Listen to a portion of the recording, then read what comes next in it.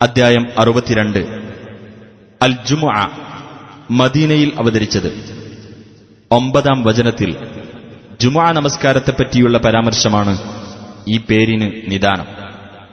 ബിസ്മില്ലാഹിർ റഹ്മാനിർ റഹീം.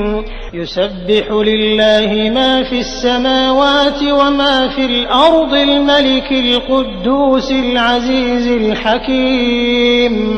രാജാവും പരമപരിശുദ്ധനും പ്രതാപശാലിയും യുക്തിമാനുമായ അല്ലാഹുവേ, ആകാശങ്ങളിലുള്ളതും ഭൂമിയിലുള്ളതുമെല്ലാം പ്രകീർത്തിച്ചുകൊണ്ടിരിക്കുന്നു.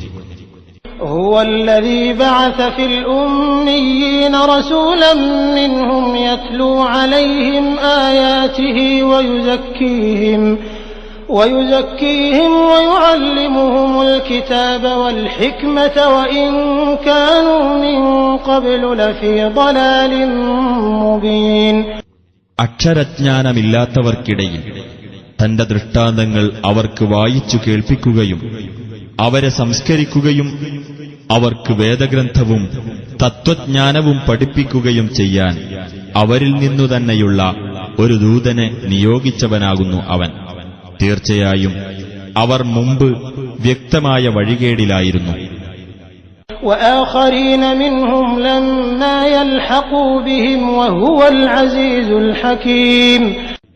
അവരിൽപ്പെട്ട ഇനിയും അവരോടൊപ്പം വന്നു ചേർന്നിട്ടില്ലാത്ത മറ്റുള്ളവരിലേക്കും അദ്ദേഹത്തെ നിയോഗിച്ചിരിക്കുന്നു. അവനാകുന്നു പ്രതാപിയും യുക്തിമാനും. ذلك فضل الله يؤتيه من يشاء والله ذو الفضل العظيم. അത് അല്ലാഹുവിന്റെ അനുഗ്രഹമാകുന്നു. അവൻ ഉദ്ദേശിക്കുന്നവർക്ക് അവനത് നൽകുന്നു. അല്ലാഹു മഹത്തായ പ്രതിഫലം നൽകുന്നവനത്രേ. مثل الذين حملوا التوراة ثم لم يحملوها كمثل الحمار يحمل أسفارا بئس مثل القوم الذين كذبوا بآيات الله والله لا يهدي القوم الظالمين. തൗറാത്ത് സ്വീകരിക്കാൻ ചുമതല ഏൽപ്പിക്കപ്പെടുകയും എന്നിട്ട് അത് ഏറ്റെടുക്കാതിരിക്കുകയും ചെയ്ത യഹൂദരുടെ ഉദാഹരണം ഗ്രന്ഥങ്ങൾ ചുമക്കുന്ന കഴുതയുടേതുപോലെയാകുന്നു. അല്ലാഹുവിന്റെ ദൃഷ്ടാന്തങ്ങൾ നിഷേധിച്ചു കളഞ്ഞ ജനങ്ങളുടെ ഉപമ എത്രയോ ചീത്ത.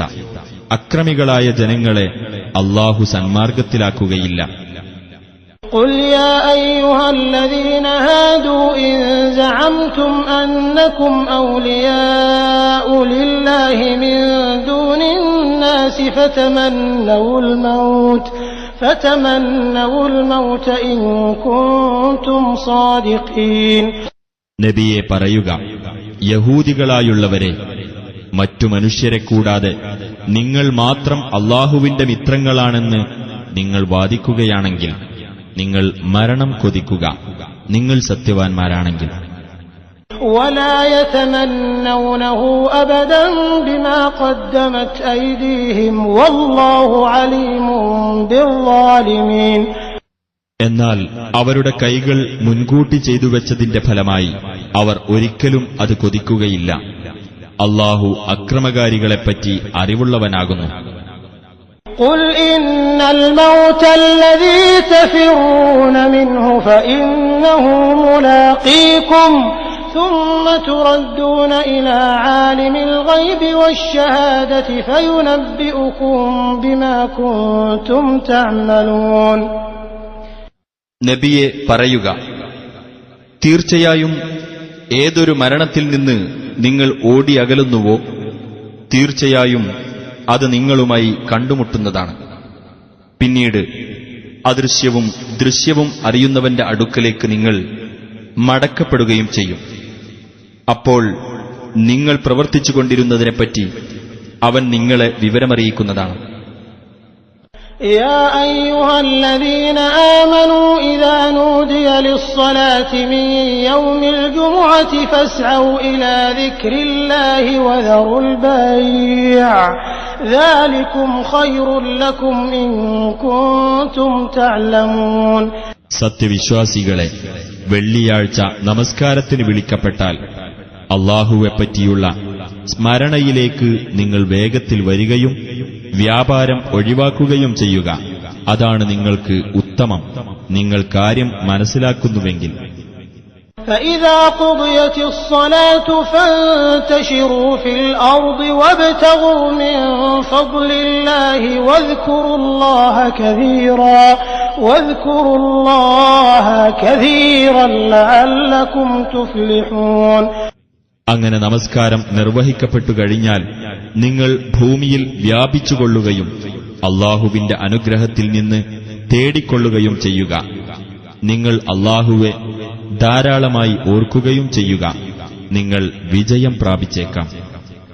وَإِذَا رَأَوْا تِجَارَةً أَوْ لَهْوًا انفَضُّوا إِلَيْهَا وَتَرَكُوكَ قَائِمًا قُلْ مَا عِندَ اللَّهِ خَيْرٌ مِنَ اللَّهْوِ وَمِنَ التِّجَارَةِ وَاللَّهُ خَيْرُ الرَّازِقِينَ.